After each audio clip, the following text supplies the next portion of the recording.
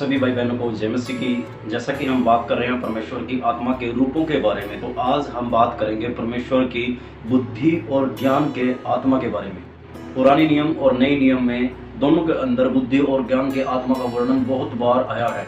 जैसा यहाँ की पुस्तक 11 अध्याय 2 वचन, इधर लिखा हुआ है कि बुद्धि का आत्मा उस इंसान पर उतरता है जिसमें परमेश्वर का आत्मा हो, जो परमेश्वर की रीति से चलाए चलता हो। इफिसियों की पत्री 1 अध्याय 17 वचन, इधर पौलुस कलीसिया को लिखता है कि जब तुम पर बुद्धि और ज्ञान का आत्मा आएगा। मेरे प्रियो, वो यहाँ पर 3 बातों को बुद्धि और ज्ञान की आत्मा से जोड़ता है। इधर पौलुस कलीसिया को वो तीनों बातें समझाने के लिए ऐसा लिखता है बुद्धि और ज्ञान की आत्मा के बारे में। पहली बात पद 18 में जब हम पढ़ते हैं तो उधर लिखा है कि तुम लोग परमेश्वर के बुलाए हुए हो, और दूसरी बात 18 अध्याय में आपको पढ़ने को मिल जाएगी। उधर लिखा है परमेश्वर की महिमा के धन के वारिस होने के लिए। किस लिए बुलाया गया मेरे प्रियो? परमेश्वर की महिमा के धन के वारिस होने के लिए। और जब हम पद 19 पढ़ते हैं तो इधर अतुलनीय सामर्थ्य के बारे में लिखा है। पहला कुरिन्थियों 1 अध्याय 30 वचन, इधर पौलुस कलीसिया को लिखते हैं, हम यीशु मसीह में परमेश्वर के ज्ञान के आत्मा के कारण है, क्योंकि जो ज्ञान का आत्मा हम लोगों पर ठहरा है। इधर ज्ञान का आत्मा ठहरा हुआ जो शब्द इधर आया है मेरे प्रियो, वो इसलिए बोलता है कि जब तुम मुसीबत में हो तो तुमको परमेश्वर से बुद्धि की मांग करना, समझ की मांग करना, ज्ञान की मांग करना, क्योंकि बुद्धि यदि परमेश्वर की ओर से हो तो वो लाभदायक है। परमेश्वर से बुद्धि की मांग करो, क्योंकि परमेश्वर बिना उल्हा ना किए हुए देता है। मेरे प्रियो, आप किस रीति से परमेश्वर से बुद्धि की मांग कर रहे हैं, ये सोच समझकर परमेश्वर के सामने बुद्धि की मांग रखना। क्योंकि जो व्यक्ति अपने मन में बुरे कार्य लेकर परमेश्वर से बुद्धि की मांग करता है, परमेश्वर उसे बुद्धि नहीं देते हैं। यदि आप अच्छे कार्यों के लिए बुद्धि मांगते हैं तो परमेश्वर बिना उल्हाना किए देता है, और वह उद्धारता से देता है। बुद्धि हमें परमेश्वर की ओर से मिलती है, लेकिन ज्ञान कहीं से भी हासिल किया जा सकता है।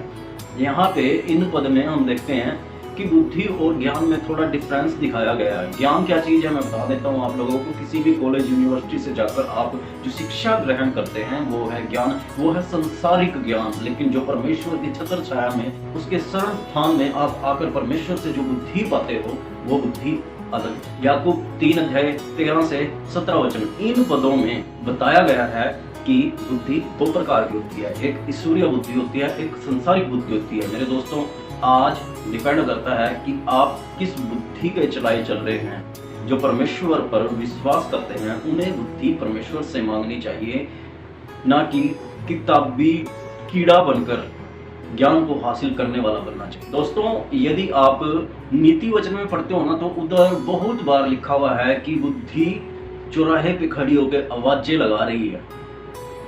उधर ये भी लिखा हुआ है कि तू बुद्धि के बदले अपना सारा धन भी दे दे तो वो कम है। जैसा कि मैंने कहा कि ज्ञान को हम किसी स्कूल और कॉलेज या यूनिवर्सिटी से भी हासिल कर सकते हैं, लेकिन बुद्धि परमेश्वर की ओर से मिलती है। लेकिन अगर आप साथ साथ में बुद्धि के साथ साथ में जब परमेश्वर से बुद्धि मांग रहे हो, तब ज्ञान की भी मांग करें, तो परमेश्वर आपको बिना उल्हाना किए हुए ज्ञान की आत्मा भी देगा। इफिसियों 1 अध्याय 17 वचन, ये बहुत सटीक उदाहरण है बाइबल के अंदर कि ज्ञान का आत्मा कितना जरूरी है एक मसीह विश्वासी के लिए।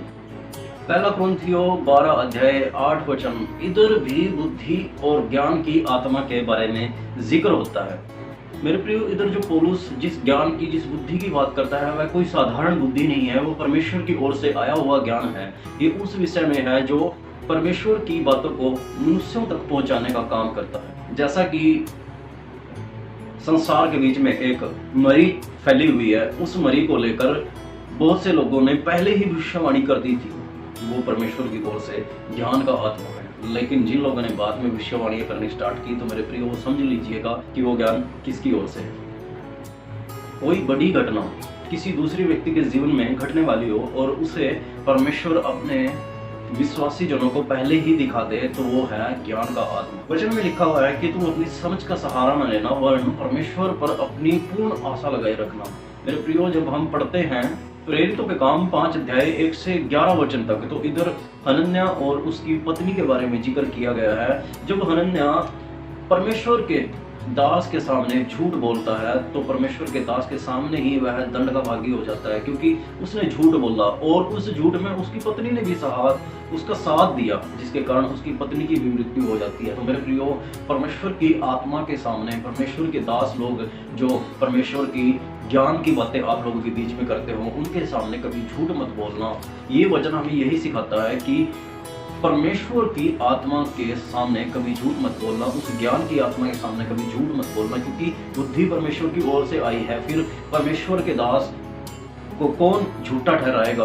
क्योंकि जिसे परमेश्वर ने चुना हुआ है, तुम उसे क्यों कर अलग साबित करते हो या क्यों कर उसे धिक्कारते हो जब परमेश्वर ने उसे चुना है?